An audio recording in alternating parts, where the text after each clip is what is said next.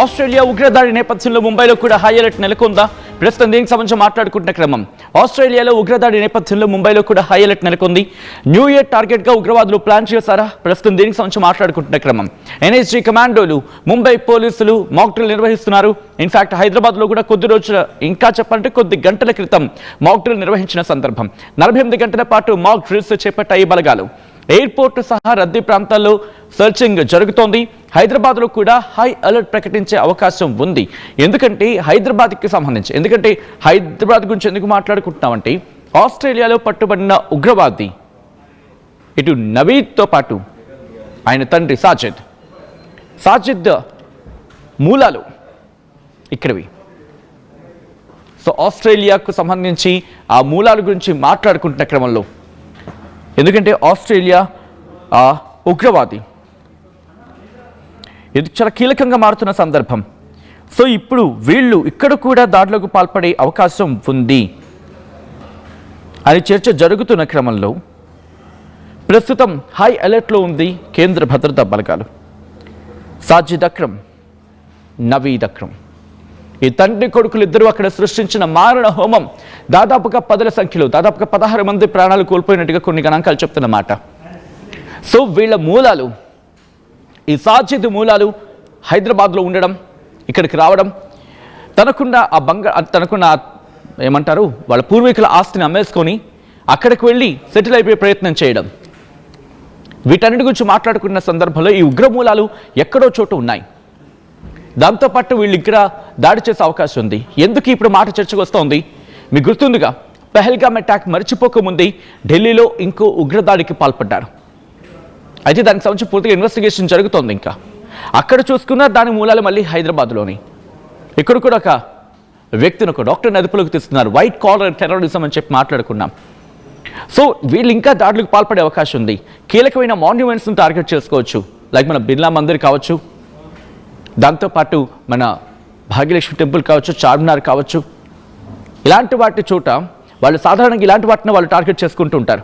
ఎందుకంటే వాళ్ళు టార్గెట్ చేసే చోటుకి ఆ ప్రాధాన్యత ఉండాలి, అక్కడ ఎక్కువ మంది సందర్శకులు వస్తూ ఉండాలి, అంటే ఎక్కువ మరణాలు సంభవించాలి.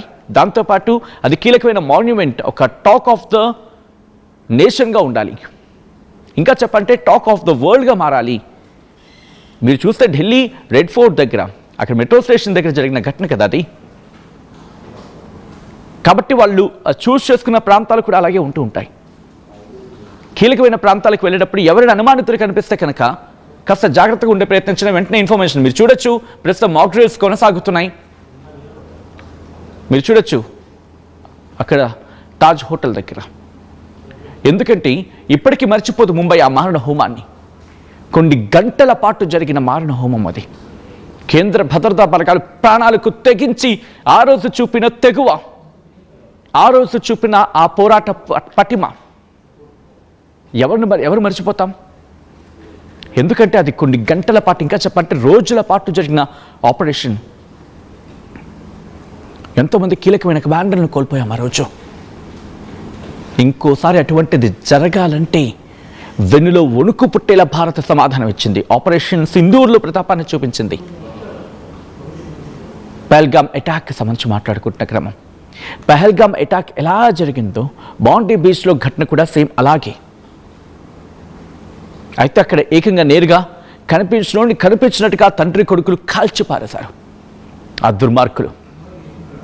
పెహల్గామ్ అటాక్లో అఫ్కోర్స్ నేను వాళ్ళ ఆ మర్మాంగాల్ని చూసి మరీ కాల్చి చంపారంటే, ఏ మతం అడిగి మరీ కాల్చి చంపారంటే అర్థం చేసుకోవచ్చు ఈ ఉగ్రవాదులు ఎంత తీవ్రంగా ఉన్నారంటే, వాళ్ళ తీవ్రత అర్థం చేసుకోవచ్చు. సో దాని గురించి మాట్లాడుకుంటున్న క్రమం, ఇప్పటికీ రీసెంట్గా జరుగుతున్న పరిణామాల్లో కూడా ఎన్ఐఏ, నేషనల్ ఇన్వెస్టిగేషన్ ఏజెన్సీ ఇప్పటికీ ఆ టెర్రర్ మాడ్యూల్స్ని బస్ చేసే ప్రయత్నం చేస్తూనే ఉంది. అక్కడ బారాముల్లా కావచ్చు, ఆ ప్రాంతాల్లో కావచ్చు, శ్రీనగర్ కావచ్చు, జమ్మూ అండ్ కాశ్మీర్ కావచ్చు, ఉగ్ర మూకలకు సంబంధించి ఆ మాడ్యూల్స్ ఎక్కడైనా ఉన్నాయా అని వెతికి పట్టుకునే ప్రయత్నం చేస్తోంది నేషనల్ ఇన్వెస్టిగేషన్ ఏజెన్సీ. దాంతోపాటు కొద్ది రోజుల క్రితం పట్టుబడిన ఈ వైట్ కాలర్ టెర్రరిజం, దీని మీద కూడా తీవ్రమైన దృష్టి సారించడం జరిగింది. Hazaribagh ISIS sleeper cell NIA raid చేయడం జరిగింది. షెహనాజ్ ఆలం వీడెవడు కాదు, మళ్ళీ ఎయిమ్స్ ఎడ్యుకేటెడ్ ప్రొఫెషనల్ వీడు జార్ఖండ్లో. ఈ రైడ్ టార్గెటెడ్ దేనికిది? ఆపరేషన్స్ సంబంధించి మాట్లాడుకుంటే క్రమం. సో అంటే అర్థం చేసుకోవచ్చు. దీనికన్నా ముందు డిసెంబర్ 12 అంటే ఎంత నేను కాక మొన్నే కదా జరిగింది ఇది. డిసెంబర్ అసలు మర్చిపోతావా? రెడ్ ఫోర్ట్ దగ్గర జరిగిన ఘటన ఇటు భారతదేశం ఉలిక్కి పడింది. నవంబర్ 10 జరిగిన ఘటన ఒక్కసారికి అందరినీ షాక్కి గురి చేసింది. ఆ ముజమిల్ షకీల్, యాసిర్ అహ్మద్ దార్, వీళ్ళిద్దరి పేర్లు ఇటు మర్చిపోతూ యావత్ ప్రపంచం, మరి ముఖ్యంగా భారత్. ఇంకక్కడి నుంచి జూలై 28 ఆ సందర్భంలో మాట్లాడుకుంటే ఏప్రిల్లో జరిగిన ఆ మారణ హోమం, 26 మంది పర్యాటకులు మన భారతీయులు ఒక విదేశీయులతో కలిపి ఆపరేషన్ మహాదేవ్తో ఇటు సులేమాన్, హంజా అఫ్ఘానీ, జిబ్రాన్ వీళ్ళని మట్టు పెట్టింది మన భారత్ భద్రతా బలగాలు. ఇక సెప్టెంబర్లో చూసుకుంటే ఆ మల్టీ స్టేట్ ISIS కాన్స్పిరసీ అక్కడ ఎన్ఐఏ కండక్ట్ చేయడం జరిగింది. Rights 21 locations, Bihar, Uttar Pradesh, Maharashtra, Karnataka, Tamil Nadu, Jammu and Kashmir. ఈ లొకేషన్స్లో రైట్స్ చేయడం జరిగింది. అక్కడ మొహమ్మద్ అఖిల్ ముజాహిద్ వారితో పాటు ఇటు పాకిస్తాన్తో పాటు సిరియాతో ఉన్న లింకులకు సంబంధించి మాట్లాడుకుంటున్న క్రమం, వాటిని కూడా బస్ చేస్తుంది మన ఇండియన్ ఏజెన్సీస్, మన సెక్యూరిటీ ఏజెన్సీస్. ఇక అక్కడి నుంచి ఆగస్టు వరకు అఫ్కోర్స్ అలా బ్యాక్ వెళ్తే కనుక ఇంకా గట్టిగానే ఉంటాయి మన వాళ్ళు చేసిన ప్రయత్నం. ఇవన్నీ కూడా ప్రస్తుతం కేంద్ర బలగాలు అణువణువునే జల్లెడ పడుతున్నాయి. మాక్ డ్రిల్స్ నిర్వహించడం జరుగుతోంది. ఈ దుర్మార్గులు ఎందుకంటే ఇంతటి సెక్యూరిటీకి భారత్ ప్రయత్నించినా భారత్లో అలజడి సృష్టించాలనేది వీళ్ళ కుతంత్రం, వీళ్ళ దుర్మార్గం. సో ఈ నేపథ్యంలోనే, ఈ కొనలోని ఇటు భారత్ కూడా అలర్ట్ అయింది. చూస్తున్నారుగా పరిణామాలు పక్కన చూస్తున్నాంగా, బంగ్లాదేశ్ ఎలా తగలబడిపోతుందో, బంగ్లాదేశ్ ఎలా విధ్వంసానికి గురవుతోందో. భారత్కి సంబంధం లేకపోయినా అక్కడ కూర్చున్న ఒక ముసలి నక్క, బహుశా నక్కకైనా కొంచెం తెలివితేటలు, కొంచెం ఆ మృగానికి సంబంధించి లేకపోతే ఆ జంతువుకున్న లక్షణాలు బట్టి మసులుకుంటూ ఉంటుంది. కానీ ఆధారాలు లేవు, ఏమీ లేవు. అక్కడ ఇండియన్ హై కమిషన్కి సంబంధించి ఇబ్బంది పడుతూ ఉంటే ఎలక్షన్స్ పెట్టాల్సిన సోకాల్డ్ పెద్ద అయినా మాట్లాడుతూ తీరా ఉగ్రవాదులకు మద్దతుగా మాట్లాడే సందర్భం దాదాపుగా దాఖలాలు. చైనాకు అప్పగించేస్తాను, రహదారి వేస్తానంటాడు. ఇంతటి చుట్టూత ప్రతికూల పరిస్థితుల్లో భారత్ తన ప్రస్థానాన్ని కంటిన్యూ చేస్తోంది, తన దేశాన్ని కాపాడుకునే ప్రయత్నం చేస్తోంది.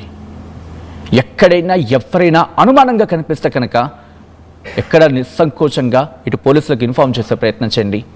ఎందుకంటే కొన్ని సందర్భాల్లో ఆ అనుమానమే ఎందుకు మన ఈ ఢిల్లీ టెర్రర్ గురించి దాని గురించి మాట్లాడుకున్నా, దానికి సంబంధించి ఎందుకంటే 2900 కేజీల ఆ పేలుడు పదార్థాలు స్వాధీనం చేసుకోవడం విషయంలో కావచ్చు, ఆ నెట్వర్క్ని బస్ చేసింది ఎలా ఒక చిన్న అనుమానం. ఐ థింక్ జమ్మూ కాశ్మీర్లో మన తెలుగు వ్యక్తి అక్కడ పోలీసు ఉన్నతాధికారిగా ఉన్నారు. ఆయనకు ఒక పోస్టర్ని చూసి వచ్చిన అనుమానం కట్ చేస్తే ఏకంగా వైట్ కాలర్ టెర్రరిజం ఎంతవరకు బయటపడింది. కాబట్టి డోంట్ ఫర్గెట్, ఒక చిన్న అనుమానం వచ్చిన వెంటనే పోలీసులకు ఇన్ఫర్మేషన్ ఇచ్చే ప్రయత్నం చేయండి. ఈ కథను మిమ్మల్ని కాస్త కలవరపరచచ్చు, అయితే మిమ్మల్ని భయభ్రాంతులకు గురి చేయడం RTV ఉద్దేశం కాదు.